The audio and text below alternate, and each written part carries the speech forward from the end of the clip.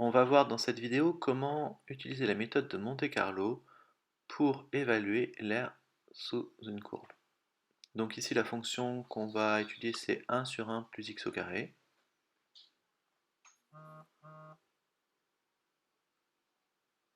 Voilà, on trace la courbe. On va s'intéresser à ce qui se passe entre 0 et 1.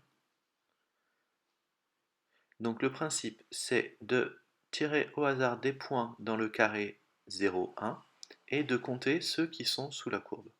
Dans le tableur, on va créer deux colonnes, une pour x, une pour y, dans lesquelles on va tirer au hasard des nombres entre 0 et 1.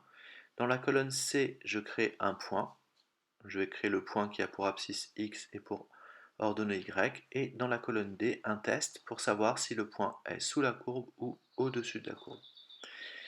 Donc, pour tirer un nombre aléatoire entre 0 et 1, alors vous pouvez aller voir dans l'aide, hein, il y a tout ce qu'il faut, probabilité, et ici, ça va être un tirage aléatoire, hein, donc ça va tirer un nombre aléatoire de façon uniforme entre 0 et 1, c'est-à-dire que n'importe quel nombre a la même probabilité d'être choisi.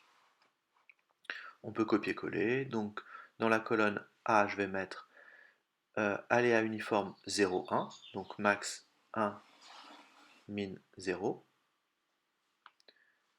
Voilà, ça nous donne un nombre aléatoire, ici 0,26, bien sûr vous n'allez pas avoir le même. On peut copier ça dans Y, et moi j'ai décidé de placer 100 points dans ce petit carré. Bon, j'aurais pu couper au montage. Dans le point, donc vous pouvez ici en fait, dans le tableur de GeoGebra, mettre des instructions dans le tableur qui créent des points. Donc ici peut-être ça a été un peu vite, mais j'ai mis égal, parenthèse, abscisse du point, donc ici c'est A1, virgule, ordonnée du point, c'est B1, fermez la parenthèse. On colle, on a nos 100 points. Alors on va faire un petit peu de, mettre ça un peu plus beau, c'est-à-dire enlever, alors je sais pas comment on fait, on va enlever le nom du point pour que ce soit plus joli on va dire, donc on enlève l'étiquette, hein, on copie, et là on va avoir seulement les points sans les noms. Ensuite, on va faire un test pour savoir si un point est au-dessus ou en dessous de la courbe. Donc pour savoir s'il est au-dessus de la courbe, eh bien on teste si son ordonnée est supérieure à l'image de son abscisse. Alors, je crois que je me suis trompé en faisant l'exercice, mais je corrige après. Donc vous voyez ici, la petite erreur, c'est que j'ai mis si B1 est supérieur à F de A1, alors qu'en fait, nous, on veut compter ceux qui sont en dessous. Donc je vais corriger après, et je vais mettre, alors ça doit être par là, si B1 est inférieur à, pardon, si B2 est inférieur à F de A2. Donc cette petite ligne, hein, c'est une structure conditionnelle. Elle va donner un 1 si le point est sous la courbe, et elle va donner un 0 si le point est au-dessus. Après, il suffira d'ajouter toutes les valeurs de la colonne pour savoir combien de points sont en dessous de la courbe. Voilà. Et puis dernière chose, pour que ce soit plus joli, on va faire un coloriage dynamique des points. Alors, je ne sais pas si vous connaissez ça. On va dans les préférences du point, préférences dynamiques. Donc pour le rouge, je vais mettre la valeur 1 moins D2, et pour le vert D2, pour le bleu 0.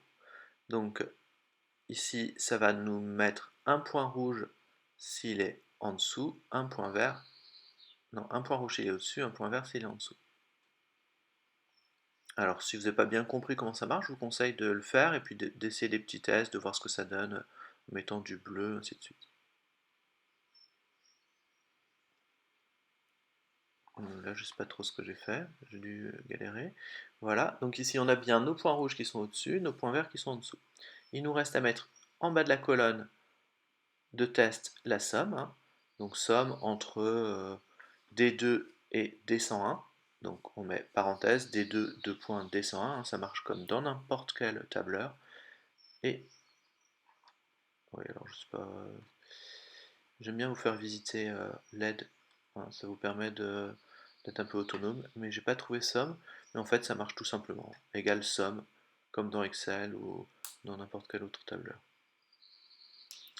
Un peu de suspense.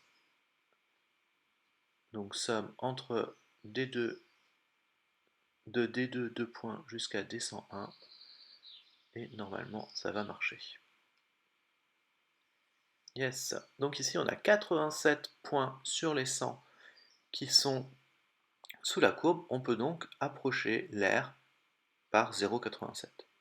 Voilà. Et bien à vous de jouer, vous pouvez refaire cette activité